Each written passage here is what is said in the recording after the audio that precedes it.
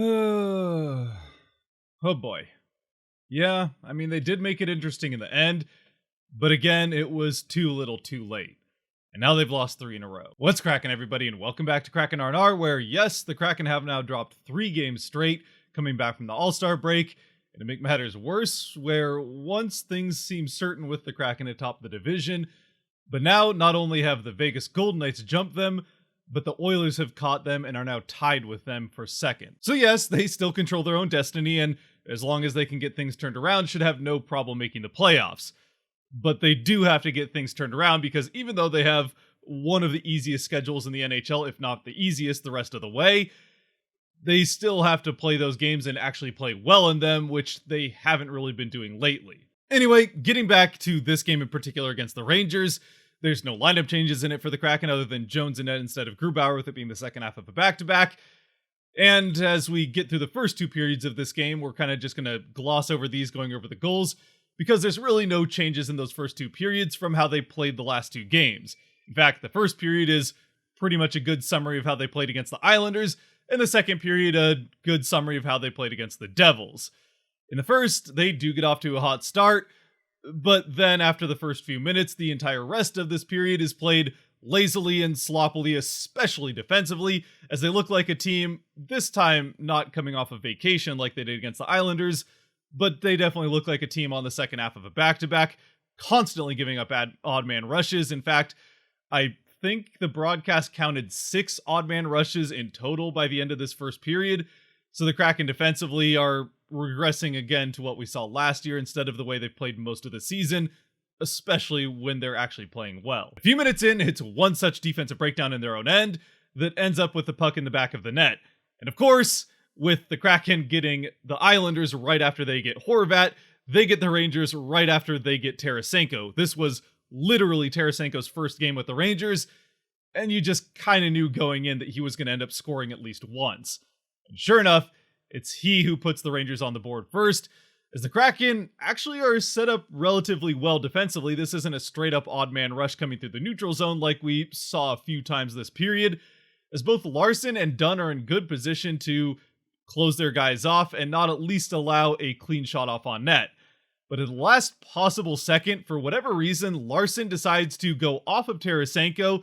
I guess thinking that Zibanejad was going to get the pass coming in behind them, but off-screen Donato is right there coming in onto Zibanejad, which I guess Larson doesn't see. Either way, Larson leaves his guy in Tarasenko, which allows him to get wide open in front of the net. The pass gets through, and Tarasenko puts it in past Jones to give the Rangers the 1-0 lead. And with the goal, the Rangers not only take the lead, but they take momentum in this game, at least for the rest of the first period.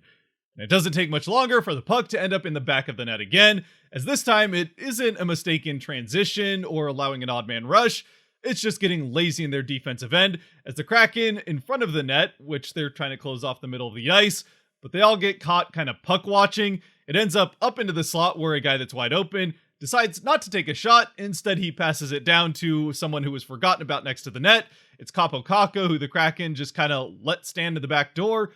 The pass goes to him, and he tips it in past Jones to make it 2-0. So at this point, we're only 5 minutes in, or I guess 5 minutes and a second into the game, and it's already 2-0. Now, the Kraken do slow things down a bit and prevent it from becoming 3-0 until 10 minutes later. In that time, they do get a couple of shots on goal and a couple actually decent scoring opportunities, just like we saw in the Islanders game, but also just like in that Islanders game, they're not able to get anything past the opposing goaltender. In this case, it's Shesterkin. And then eventually, with about 5 minutes left in the period, once again, the Kraken in their defensive end get caught puck watching. I mean, you can see it here in the screenshot. There's 3 guys down looking at the puck in the corner, or that's where they were. There's 3 Kraken players down in the corner with 1 Rangers player. Instead, that pass gets through all of them to a wide open Trocheck, who just kind of goes through the entire Kraken defense out in front of Jones, gets the puck to trickle through Jones, and Jones is going to reach back and get this puck just in time to make the save, but he doesn't get to it before Trocheck does, reaching over Jones's arm and tapping it in to give the Rangers the 3-0 lead. And then in the final seconds of this first period, to just put the cherry on top of what was an awful period for the Kraken, where they will look sloppy and lazy and all sorts of other bad adjectives, they are frustrated and make a dumb mistake here and send the Rangers to the power play to finish off this first period and start the second. And usually these power plays for either team that span an intermission tend to be easier to kill off, but the Kraken, as of, well, I guess this last game against the Devils, are back to having a hard time killing off power plays. And sure enough, while they are able to get to intermission without giving up the fourth goal, in the final seconds of this power play to start out the second period, with the second period now being more what we saw against the Devils and special teams being the issue, sure enough, the first power play for the Rangers ends up with their fourth goal, making it 4-0, as Jones makes a save on a shot coming from his right,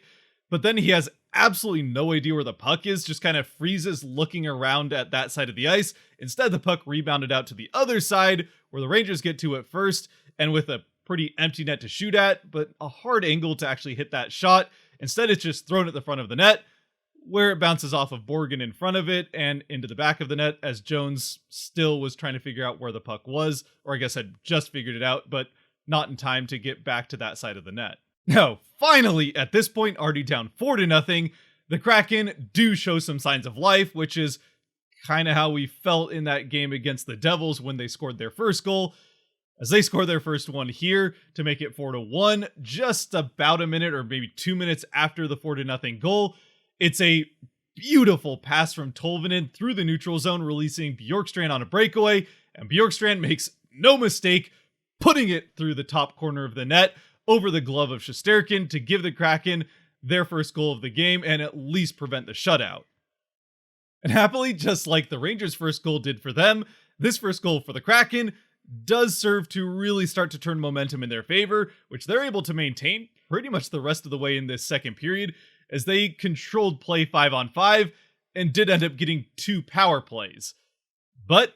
just like that game against the Devils, even with all the momentum 5-on-5, they just can't get a bounce to go their way, as there's a number of pucks that really could have ended up in the back of the Rangers' net, but somehow don't, thanks to either bad luck or good goaltending. And even with those 2 power plays, the Kraken aren't able to score again in this second period, as it ends up being a period that's tied 1-1, with the Kraken going 0-2 on the power play and the Devils going 1-1. So that all brings us to the third period, which, outside of how it started, which was kind of just a continuation of more of how they played against the Devils and this second period of this game, where the Rangers get an early power play and of course end up scoring on it. This time it's a puck that just gets through the crease in front of Jones. And while both the coach and broadcasts thought that Larson making contact with Jones's stick is how this puck gets through the crease in front of him, yeah, there is contact there, but honestly, I think Jones was just lazy getting his stick to the ice and preventing that puck from getting through the crease. Either way, gets disadvantage out on the other side and ends up in the back of the net, as at that point, the Kraken are 0-2 on the power play and the Rangers are 2-2. But following that, and the score now being 5-1 early on in the third, the Kraken do make this game at least interesting pretty quickly after that, and really play this third period all in all pretty well. They end up getting a power play shortly after, and somehow they actually score on it. Wouldn't you know it, special teams actually go the Kraken way for once. Although it isn't the most high danger shot ever or the best passing play that sets it up or anything like that. It's just Vince Dunn standing on the blue line, passing it over to McCann, who's pretty much standing on the blue line himself. McCann skates forward a little bit and then fires off a shot from well outside, but it goes through everybody. And with that rocket of a shot that McCann has when he fires it off, it goes over, once again, the glove hand of Shesterkin and into the back of the net, as Shesterkin was screened a bit by Wemberg, who had another fantastic game for the Kraken in this one. Again, the first Kraken goal going in large part because of a Wemberg screen. So again, it's not the most high danger scoring opportunity here from McCann, as he's pretty much still up by the blue line in the corner when he takes the shot. And maybe he takes the shot and it could be why it was such a good one, out of frustration at how things have been going over these last 3 games, and especially on the power play, not only in these last 3 games, but over these last 3 months. And of course, wouldn't you know it, when you take shots off, even if they aren't the most high danger ones, sometimes those end up in the back of the net. They certainly have a better chance of ending up in the back of the net than what we've seen this power play do over these last 3 months more often than not, of just passing the puck around the outside and eventually losing it on a bad pass or a fight along the boards, and then it gets cleared without even a shot on goal. And now with their second goal of the game, the Kraken are, well, I wouldn't say they're really back in it. It is still 5-2 in the third period, but they would get back into it shortly after, as just a few seconds after the second goal goes in, the Kraken get the puck off the faceoff, and then a beautiful play through the neutral zone, finished off by Ryan Donato, who gets Tanev on a breakaway, or at least a partial breakaway, and Tanev finishes it into the back of the net as he goes forehand to backhand, but before going all the way to the far side of the net with the backhand, tips it through the 5-hole of Shesterkin and into the back of the net on the partial break to give the Kraken their third goal of the game and bring them to within 2 still early on here in the third. And now, this is an interesting game where it seemed like it was all but finished after the Rangers made it 5-1. And then, just a couple minutes later, the Kraken get another power play off of a admittedly pretty bad call on a delay of game where the puck ends up going off of play off a Rangers player. He does shoot it out of play, but it deflects off of, I think it was Benir's stick, so it was not clean over the boards. Either way, the officials who originally just called it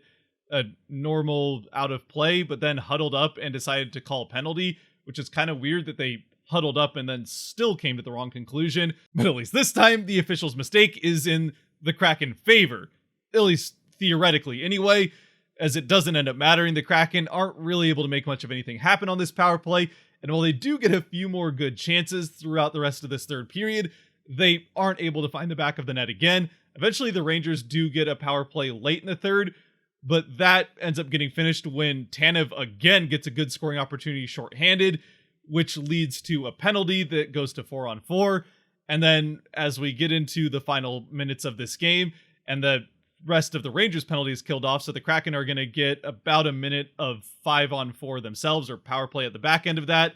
They decide to go empty net to make it 6-on-4, in which they get a good scoring chance, but the rebound goes to a Rangers player, and that finds the back of the net to make it 6-3.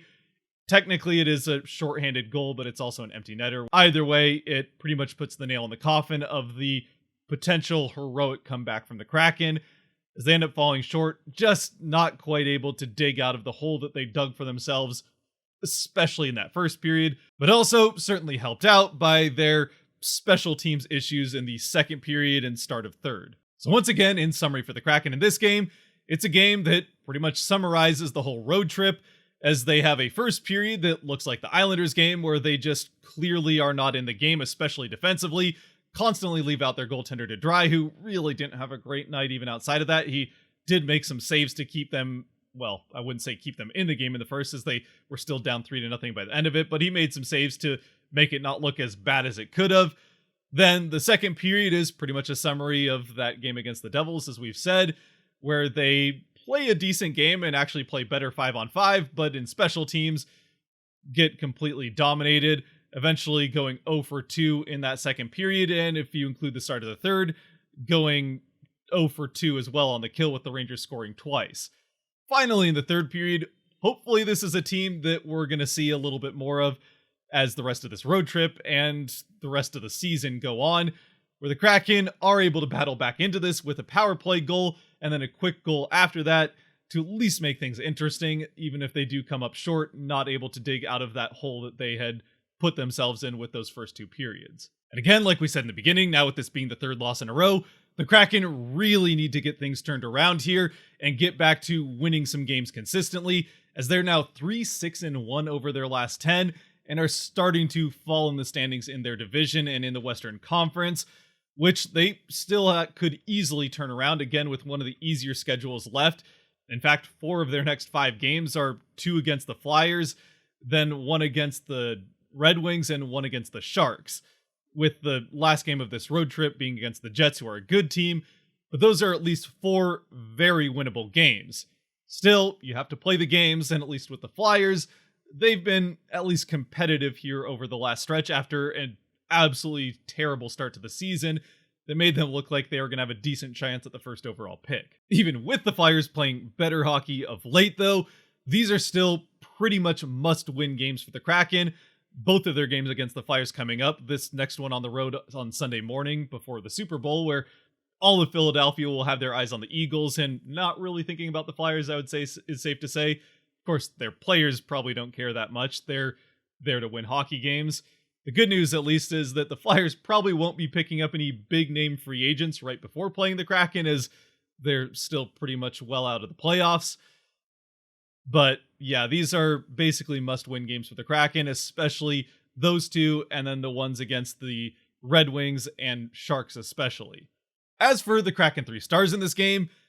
I think we can get 3, the first of which is going to easily be Oliver Bjorkstrand. He gets the Kraken on the board with that first goal, and then in the third period, and actually in the second period as well, was just an absolute force, especially on the forecheck. He had one shift, which I think came midway through the third period, where it was basically Oliver Bjorkstrand versus the world. Defensively on the back check, he wins the puck off of 2 Rangers players who, had they gotten it, may have easily had at least a 2-on-1, if not a 2-on-0, but he's able to wrestle that puck away from both of them along the boards and then get it out to the other side of the ice, where on that very same shift, he goes down on the forecheck and wins multiple puck battles along the boards against, again, 2 versus 1 situations, 2 Rangers versus Bjorkstrand. He would just somehow always end up with the puck, and created a couple of scoring chances for it off with the Kraken. They just weren't able to score on any of them. Really, that whole line played pretty well, Tolvanen and Gord as well,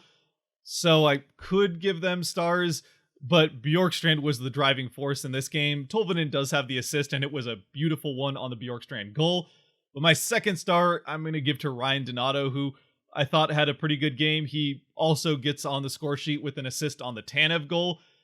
And even outside of that, I thought played pretty well. Really, the only part of his night that didn't go, well, I shouldn't say ideally, but the one mistake that you could maybe say he made was leading up to that first goal. He is the one that ends up turning over the puck, as he has the puck in the neutral zone and then passes it to where he thinks his teammates are going to be. But instead of them coming forward towards the puck, since their teammate in Donato has it, they continue to back up away from where he passes it to. So he's expecting his teammates to turn around and start going forward, considering he has the puck in the neutral zone. So he passes it to where they would have been had that been the case. But they keep backing up, so the Rangers get to the puck first. And that's what leads to that rush chance, where then Larson leaves Tarasenko alone and Tarasenko scores. So really with that play, at least to me anyway, well, sure, you'd probably like to see Donato maybe wait until he knows that one of those guys is headed forwards down the ice with him having the puck in the neutral zone to actually pass it there. But I would put it a little bit more on those two guys, which was actually the defensive pairing of Larson and Dunn, who had a rare game off, really, both of them. Actually, Dunn had a couple of assists, so he had a decent game, but Larson not a particularly great one. I think it's more on one of those two guys should have been coming up, recognizing that their teammate had the puck in the neutral zone and they could go on the offensive. And then my third star of the game could be Dunn, considering, again, he does get 2 assists in this game. But I don't base the stars completely off of points. Obviously, they make a big impact because that's how you win games. But as far as players that played a more complete game, and also someone that got on the score sheet, I think Tanev had a more complete, better game for the Kraken in this one. Again, Dunn does get those 2 assists, but he also had a couple of issues defensively. Really, that pairing had, as a group, issues defensively in this game, which has been a rare thing this season. But Tanev, I'm going to give the third star for, again, kind of just playing Brandon Tanev hockey, tenacious on the forecheck and backcheck, and also where he had, over the last month or so, had some issues keeping the puck on his stick and making good passes or getting shots off when he had chances. He's actually able to do that and make that difference offensively in this game, as he gets a beautiful goal here with that nice play with the partial breakaway and then nice move in front of the net to beat Shesterkin, where he fakes him out going forehand to backhand, making Shesterkin think he's going to go all the way to the far side. Instead, as Shesterkin spreads his legs out, putting the puck right between them through that 5-hole and into the back of the net. Then also getting that shorthanded chance towards the end of the game that could have made it 4-5 and really given the Kraken a chance to at least get this game to overtime late. But with all that having been said, I think we're all more than ready to move on from this game and hopefully these last 3 games and a tied for season high 3-game losing streak for the Kraken, as they will go to Philadelphia, as we've said a couple of times, next on Sunday morning at 9 o'clock Pacific. Obviously, with the Super Bowl later on in the evening, which the NHL really doesn't want to schedule games up against since pretty much nobody would be watching them, especially nobody in Philadelphia with the Eagles playing in it. Hopefully, again, that whole Philadelphia, including their team, can just not be paying attention and focused on the Eagles, so the Kraken can just go in and quietly get a win and move on, as that is pretty much a must-win game for them. But let me know what you think down in the comment section of this game, if I missed anything, who your 3 stars would be, and yeah, how we're feeling at this point in the season with the Kraken kind of scuffling and starting to fall back in the division again. No matter what though, if you haven't made it to this point, thank you very much for watching. If you did like or enjoy this video, there are buttons for that kind of stuff down below to help support the channel, so I'd appreciate you using them. Until next time, stay safe out there, be good to each other, God bless, and go Kraken.